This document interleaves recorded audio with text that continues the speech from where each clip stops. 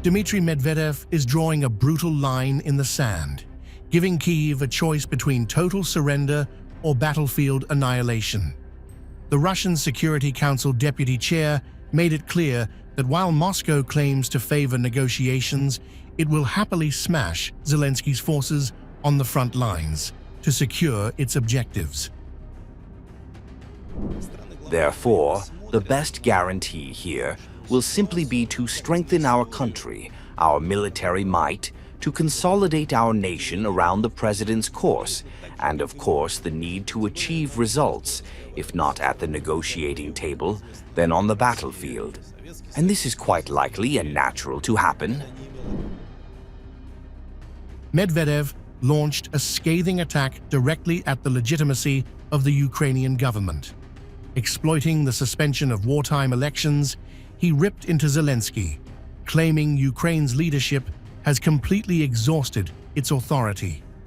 To Moscow, Zelensky isn't a president anymore. He's an illegitimate leader, holding on to a hollowed-out regime. It is quite clear that at present, most of the authorities in Ukraine have been dismissed or have exhausted their powers. This applies to the president, the constitutional court, the government, and the regional administrations. In this sense, there is no government, as the supreme authority has, in effect, been destroyed. The rhetoric is designed to completely devalue any diplomatic paperwork coming out of Kyiv. Medvedev is reminding the West that Russia does not trust signed treaties with an unconstitutional government. For Moscow, real guarantees are written in artillery shells and territorial advances, not diplomatic pleasantries. This fits into a highly aggressive messaging pattern. While cutting Zelensky out of the script, Medvedev is simultaneously holding a knife to the West's throat, reminding European nations that while Russia isn't actively seeking a nuclear apocalypse, their leaders are playing a highly dangerous game.